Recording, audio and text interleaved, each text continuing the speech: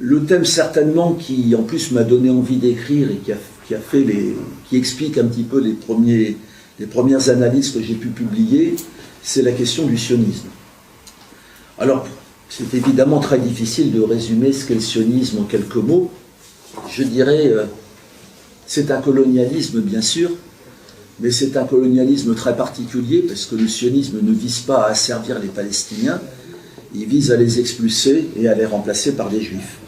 Le sionisme, je reprends le mot de Michel Warshawski, c'est une théorie de la séparation.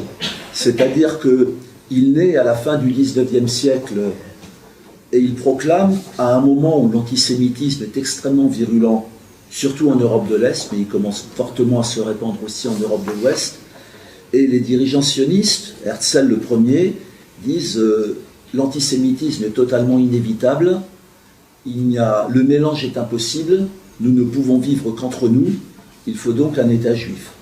Et le sionisme est totalement minoritaire à l'époque dans les différentes communautés juives, en particulier à cette époque 60% des juifs du monde entier vivent dans un seul pays qui est l'Empire russe, avec une immense zone qu'on peut appeler le Yiddishland qui va de la mer Baltique à la mer Noire, et très majoritairement les juifs politisés d'abord abandonnent la religion.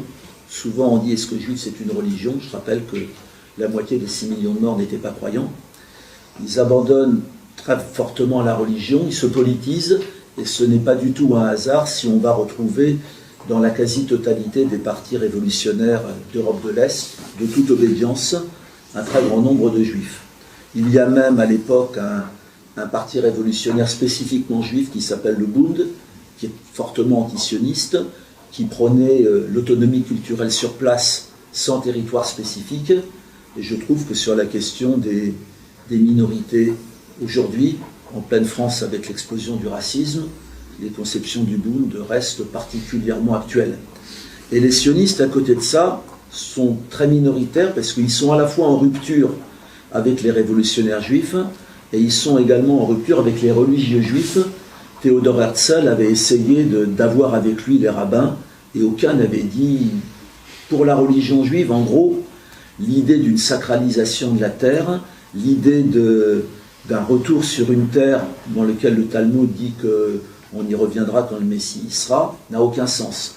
Donc le sionisme est à la fois en rupture avec le monde religieux et avec le monde laïque révolutionnaire. Théodore Herzl fréquentait beaucoup les antisémites parce qu'il considérait que quelque part l'antisémitisme aidait son projet. En France, il était un grand ami de Drummond. En Russie, il y a une entrevue célèbre qu'il a avec Plévé, qui est un des pires ministres pogromistes de l'Empire tsariste, et auquel il dit « Vous et moi, nous avons le même intérêt qu'un maximum de juifs russes quittent la Russie ». Et ce sionisme, au début, a très très peu de succès. Le sionisme est un nationalisme très particulier, parce que s'il naît bien avec les idées nationalistes de la fin du XIXe siècle, celles qui produiront toutes les explosions racistes, celles qui produiront le nazisme aussi, c'est un nationalisme qui a inventé le peuple, la terre et la langue. Ça fait quand même beaucoup. Le peuple juif, je fais mienne les conceptions de Shlomo Sand. Il y a des peuples juifs, il y a incontestablement un peuple yiddish, un peuple judéo-arabe, un peuple séfarade, un peuple falacha. Ces peuples ont une communauté de destin liée à la religion. Il y avait des relations entre ces différents peuples. Mais dire qu'il y a un peuple juif, ça ne tient pas. Allons plus loin. Il y a toujours eu, dans le territoire actuel de Palestine-Israël, dans l'Antiquité, des peuples différents qui étaient mélangés. Il y avait les Hébreux, mais il y avait les Moabites, les Iduméens, les Philistins et tout. Et il n'y a pas eu d'exode en 70 après Jésus-Christ, quand Titus prend Jérusalem. C'est la religion juive qui était déjà largement répandue, qui a continué de se répandre. Ce n'est pas le peuple. Bref, pour faire tout à fait politiquement incorrect, les juifs sont très majoritairement descendants de convertis, probablement de Khazars pour les juifs ashkénazes, qui étaient un peuple turco-slave entre mer Caspienne et mer Noire, probablement de Berbères pour les Juifs d'Afrique du Nord, pour beaucoup d'Espagnols, de Gaulois ou d'Allemands convertis au judaïsme, ou d'Égyptiens, mais les descendants des Palestiniens, les descendants des Hébreux de l'Antiquité sont très majoritairement les Palestiniens. Donc on est un petit peu dans une espèce d'inversion des valeurs. La théorie majeure du sionisme, c'est l'exil et le retour. C'est le peuple juif a vécu 2000 ans d'exil, et grâce au sionisme, il fait un retour sur cette terre. Donc si on considère qu'il n'y a pas eu d'exil, et donc pas de retour, et si on considère que les Palestiniens sont des autochtones, il est évident que ce nationalisme-là a dû inventer et la terre, et la langue aussi, parce que les Juifs avaient des langues. Le yiddish, qui est un allemand, un vieil allemand matiné de mots slaves et de mots hébraïques, le ladino, qui est un espagnol du Moyen-Âge, le judéo-arabe, qui est un arabe très légèrement modifié, mais il est évident que l'hébreu qui a été choisi comme langue nationale en Israël a été la langue des religieux et modernisée, mais une langue totalement artificielle.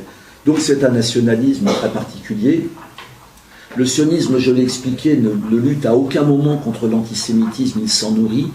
Théodore Herzl parlait sans arrêt de l'affaire Dreyfus, non pas pour dire que la moitié de la société française finalement s'était solidarisée avec Dreyfus et que finalement l'affaire Dreyfus avait été une affaire de liberté et d'égalité des droits pour toute la société, mais il se saisit de l'affaire Dreyfus pour dire si même la France est antisémite, il faut partir.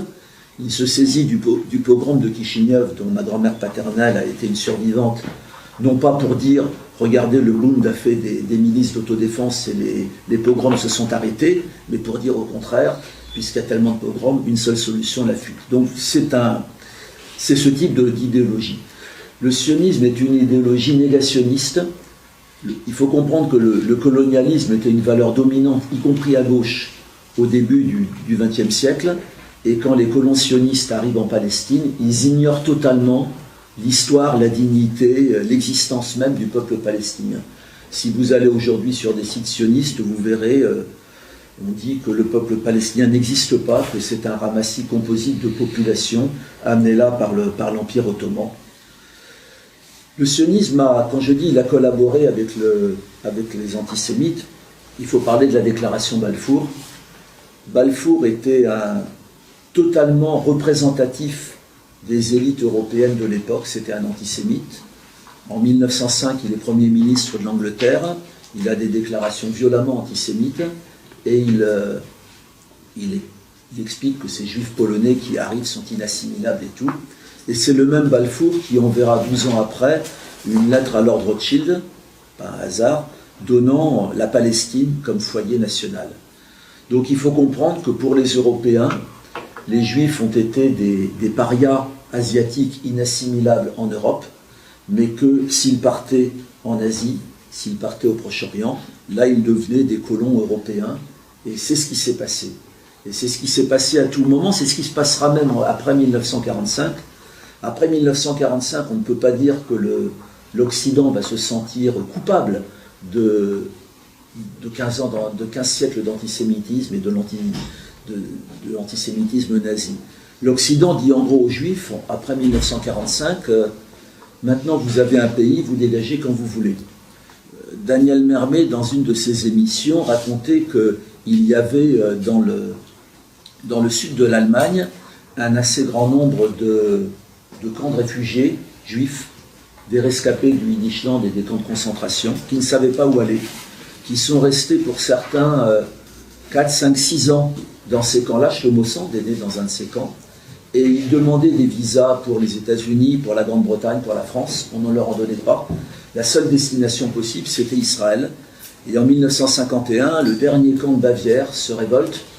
Les policiers bavarois chargent dans un camp de réfugiés juifs, vous voyez un peu l'image, 51, et ils sont tous expulsés en Israël. Donc quelque part, on doit le dire, l'Occident s'est débarrassé de sa responsabilité sur l'antisémitisme, sur le dos d'un peuple qui n'avait pas la moindre responsabilité dans cette affaire, qui était le peuple palestinien.